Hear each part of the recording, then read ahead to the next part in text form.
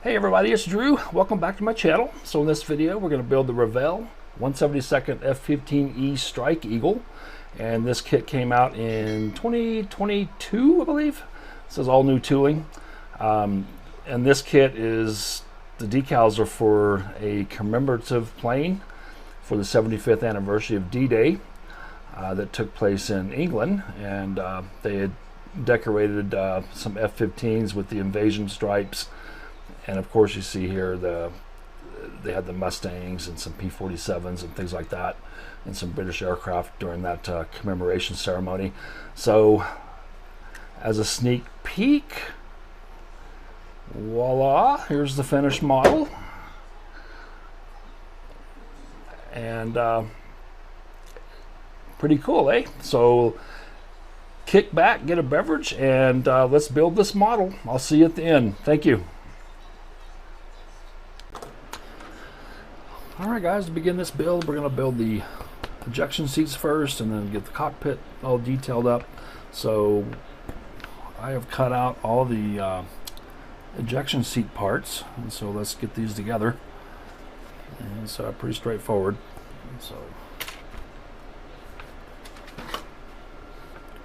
use my Tamiya extra thin.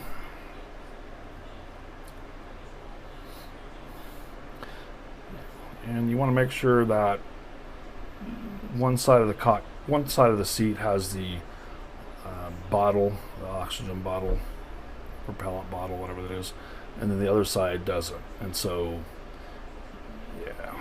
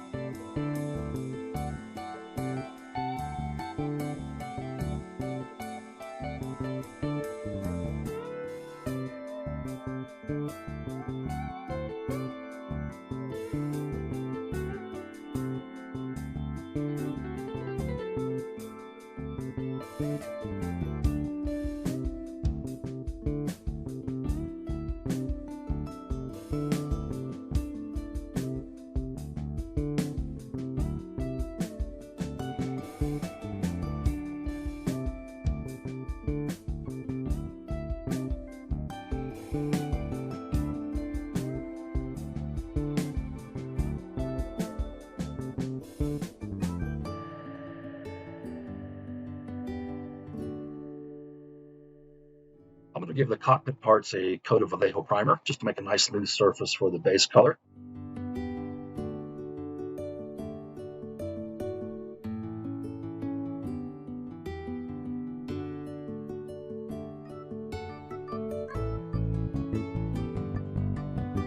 modern US cockpits are usually dark gull gray, so I'm going to use the Vallejo model air here.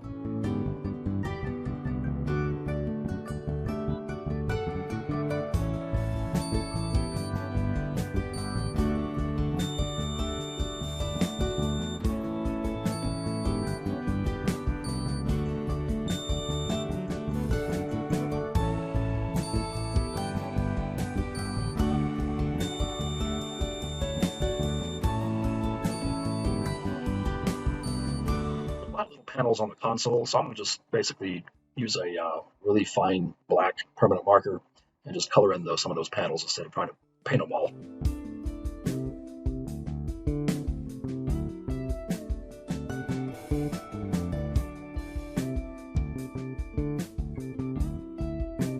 And here I'm just using some Model Master Olive Drab to paint the ejection seats.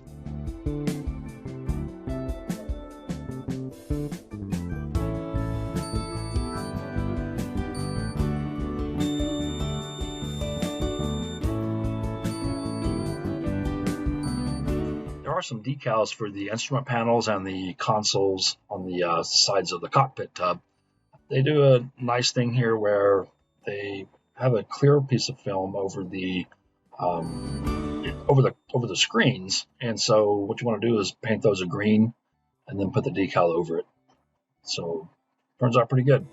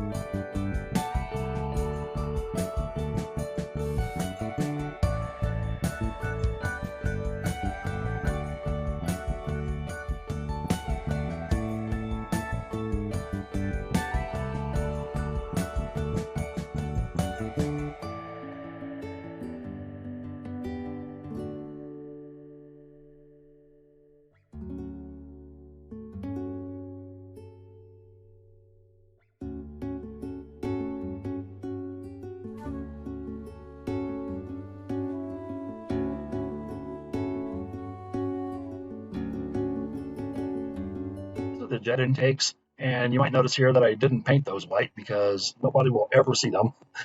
Plus the plastic's white, but the only way you'll ever see these is if you actually pick the model up and shine a flashlight down. So I'm going to leave it just to speed the build up a little bit. You did see I am going to put the compressor fans in. I did paint those silver just because hey, it's there. I brush painted over it with silver. So, but again, unless you pick the model up and shine a flashlight down and look at it, you're not going to really see down in those intakes. So I'm not going to worry about detailing that.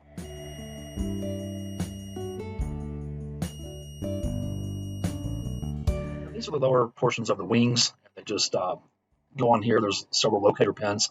One thing about this kit that really did nicely is to create a lot of location pins, and everything fits pretty snug.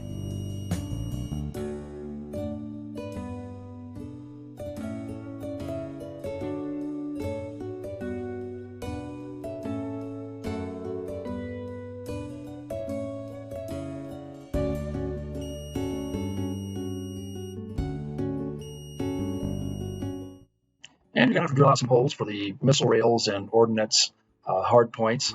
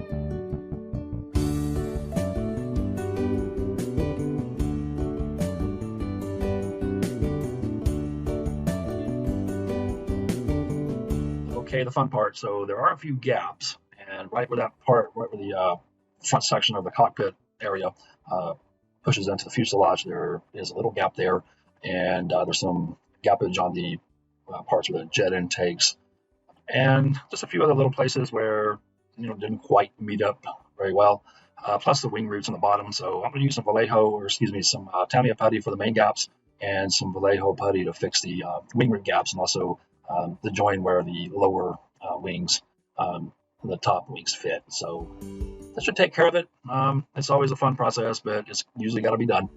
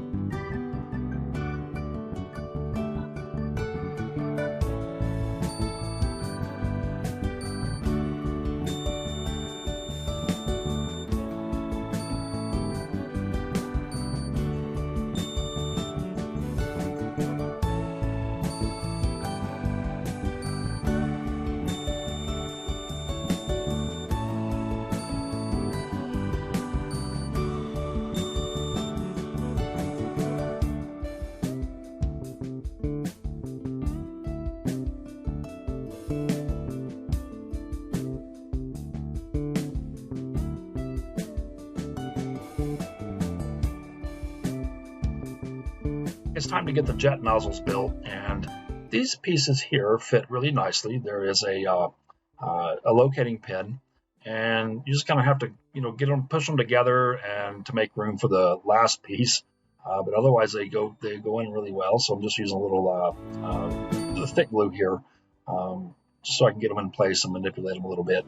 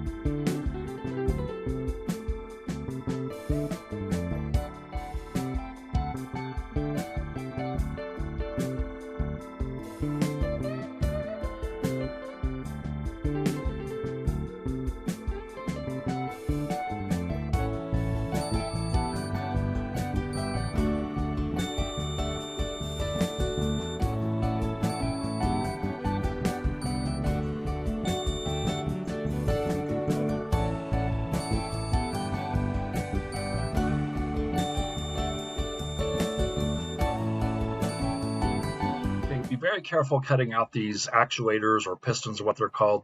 The instructions call for 10, but there's actually 15.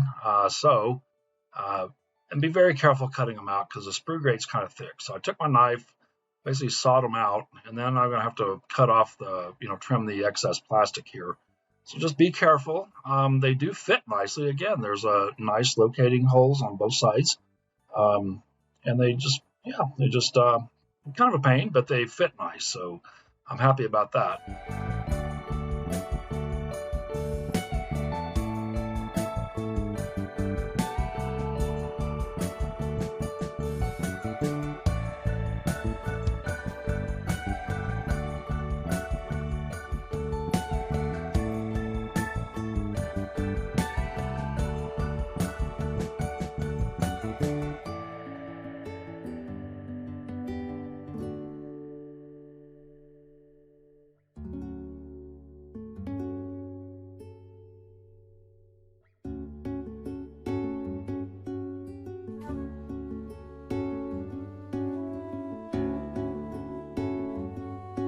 Okay, so we need to clean up the seam on the canopy and the windscreen, and this is a really ugly seam line, and I showed this in detail on the inbox review of the kit.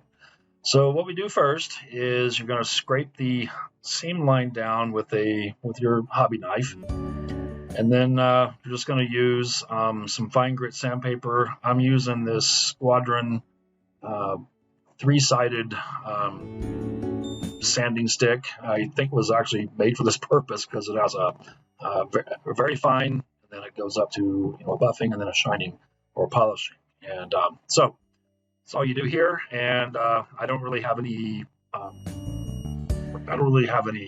dedicated plastic polish.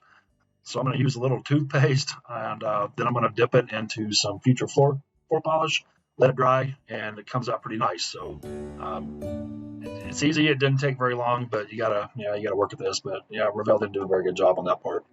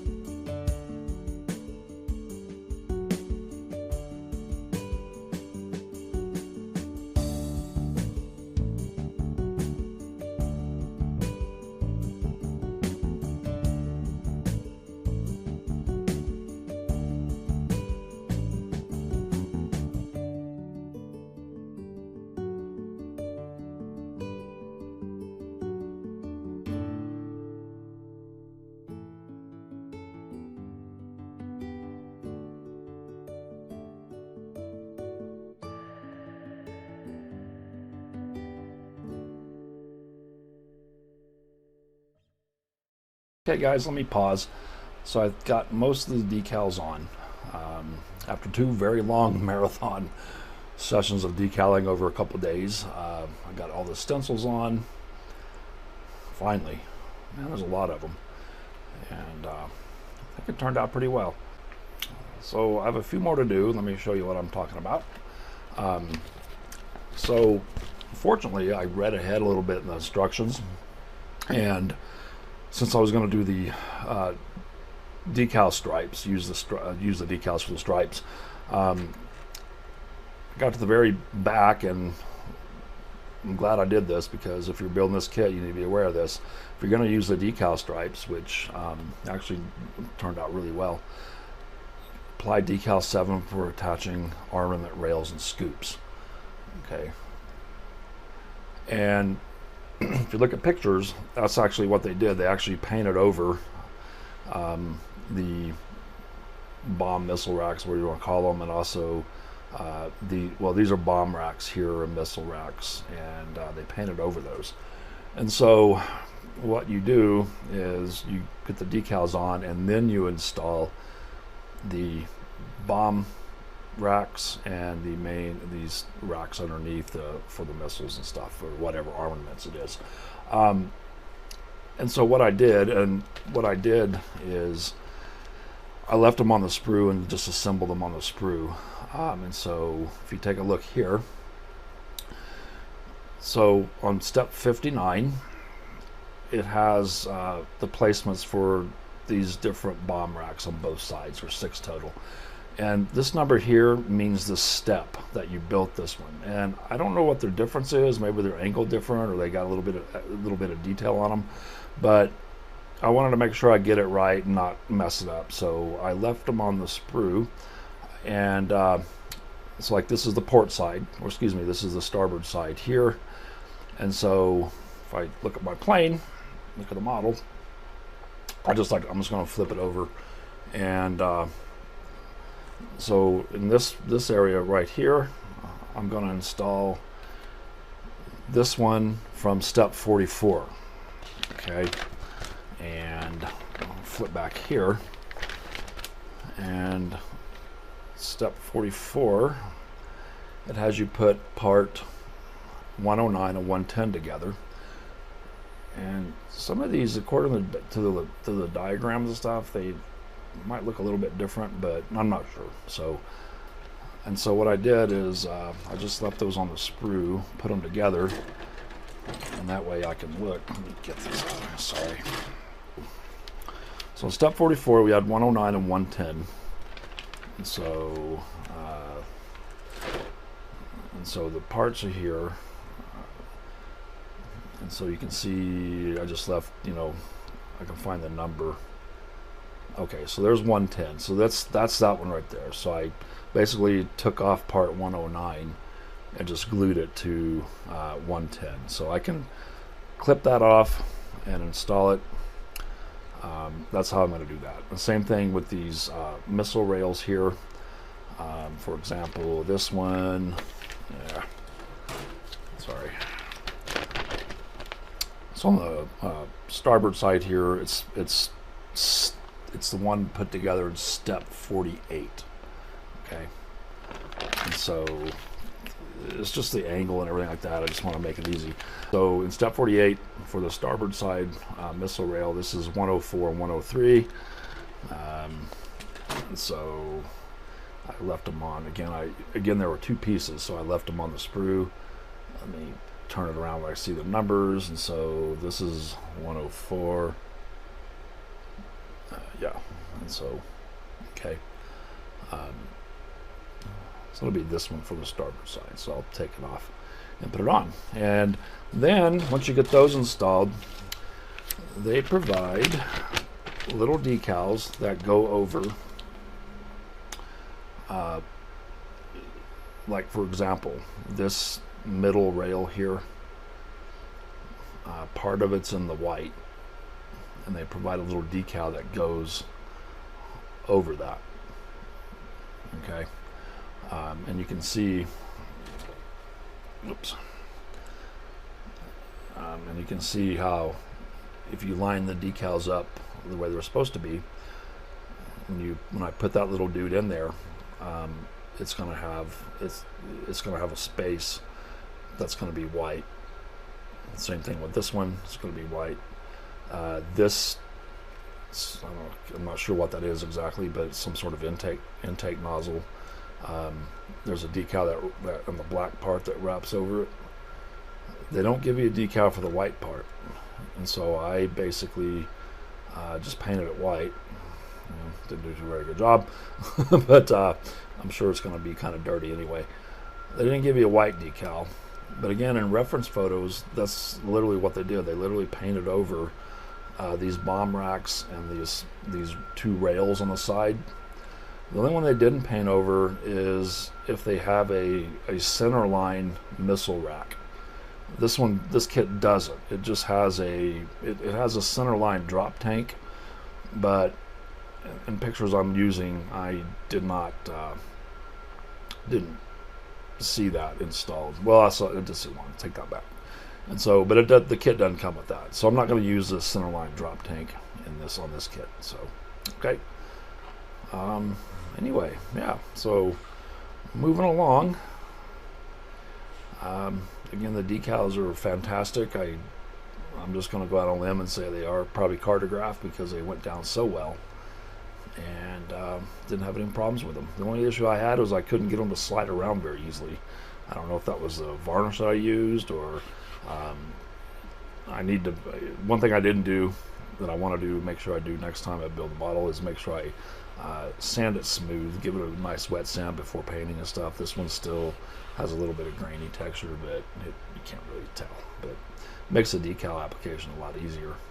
So I got the decals on, all the little stencils, and so I'm ready to install the armament rails and then put those other little decals on. I'll be completely done with decaling. Even got the Sidewinders. Okay, for decals for that. I'm going to go ahead and use the Sidewinders because in the pictures I'm using, there was either a Sidewinder on one side of the fuel tank.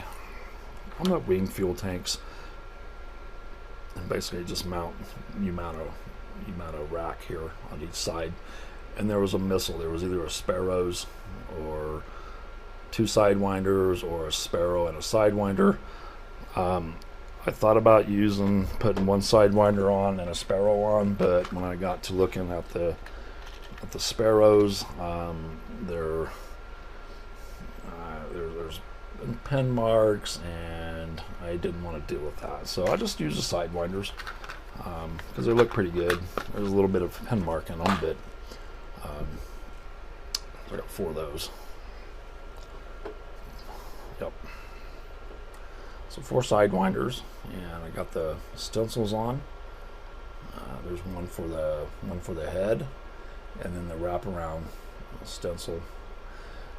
And I may be mistaken, but I read a post sometime where former Air Force, either pilot or person, said that the stripes indicate certain things, or excuse me, the missile stripes. Blue indicates that this is a practice weapon. It doesn't have a warhead. And so the blue, I think, and you can correct me if I'm wrong, the blue means basically this is basically a practice missile, which will make sense because this is it was a demo plane, and then I think it's still in service, but I'm going to use these. They're pretty cool, and I just painted the missiles light ghost gray, and the heads I painted steel, and I still need to paint the rollerons, so I'll do that. Do a lot of little detail painting later. I got to paint the rollerons. Still need to do the canopy. But anyway, so what I'm gonna do now is just install the weapons rails and such, and then put those other decals on, and I'll be completely done with decaling, and then I can move on to final assembly. And probably not going to weather this much because again it was a show plane more or less, and Yeah, so I'm going to show you these two. And again, this is the kit decal. Probably could have painted it, but I wanted to use the decals from the kit so people, if you're buying this kit and going to build it, you can see how the decals perform. Believe me, I'm prepared to, if they were terrible, I was prepared to basically get rid of them and paint it, but they went down really well. So here are the two tails. Yeah, so pretty pleased the way the decals turned out. So alrighty, all right, well, let's get moving on.